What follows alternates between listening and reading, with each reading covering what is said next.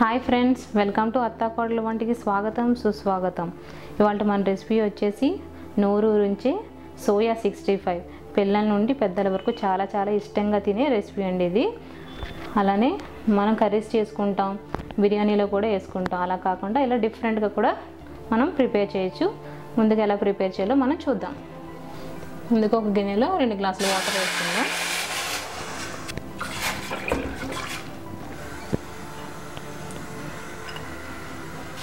ఇందులో మనం కొద్దిగా సాల్ట్ వేసుకుందాం. ఒక కప్పు నేను సోయా తీసుకున్నాను. ఇవి నేను పెద్ద సైజు తీసుకున్నాను. సోయా 65కి పెద్దవి బాగుంటాయి, అలానే చిన్నవి కూడా ఉంటాయి, అవి కూడా చేసుకోవచ్చు. ఇప్పుడు ఈ హాట్ వాటర్లో వేసుకుందాం. హాట్ వాటర్లో వేసుకుని వీటిని 2 నిమిషాలు ఉడకనివ్వాలి. ఇవి ఇలా పెద్దగా అయితే ఉడికిపోయినట్టు. ఇవి మనం ఒక బౌల్లోకి తీసేసుకుందాం. ఈ హాట్ వాటర్లో ఈ చల్లని వాటర్లో వేసేసుకోవాలి మొత్తం. ఇలా అన్నీ వేసేసి ఒక 10 నిమిషాలు ఇలా ఉంచుకోవాలి. తర్వాత ఇందులో ఉన్న వాటర్ అంతా పిండేసి ఒక బౌల్లోకి వేసుకోవాలి. ఇలా సాఫ్ట్గా రావాలి. ఇప్పుడు ఇవన్నీ మనం పిండేసుకుని వాటర్ లేకుండా ఒక ఎంటీ బౌల్లోకి తీసేసుకుందాం.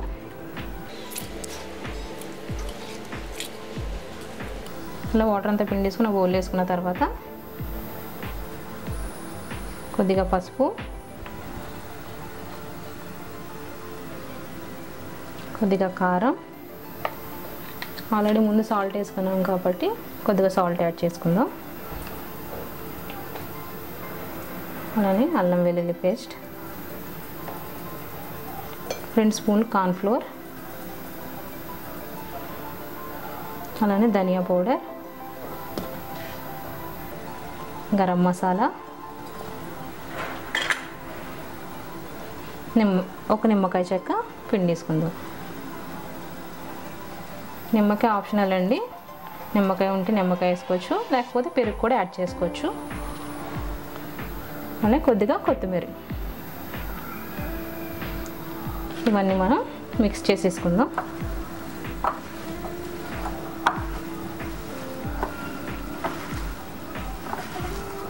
ఇవి కలిపినప్పుడు డ్రైగా అనిపిస్తే ఒక 1/2 స్పూన్ వాటర్ వేసుకొని మనం కలుపుకోవచ్చు.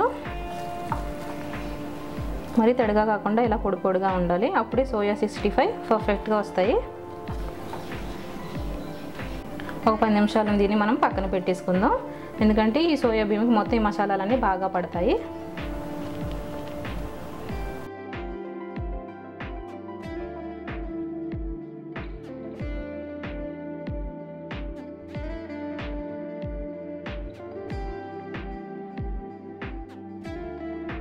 డీప్ ఫ్రై సరిపడా ఆయిల్ వేసుకుని ముందుగా మ్యారినేట్ చేసి పెట్టుకున్న సోయా వేసుకుందాం. ఇది ఒక్కొక్కటిగా వేసుకోవాలి.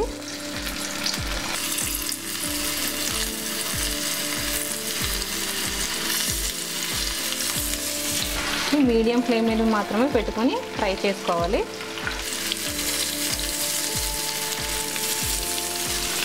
చూసారా ఎలా విడివిడిగా వచ్చాయో, ఒకదానికొకటి అంటుకోకుండా.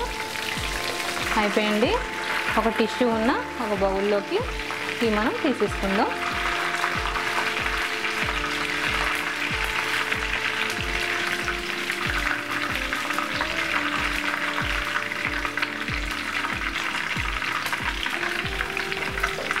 చీల్చి పెట్టుకున్న పచ్చిమిరపకాయలు కూడా వేసుకొని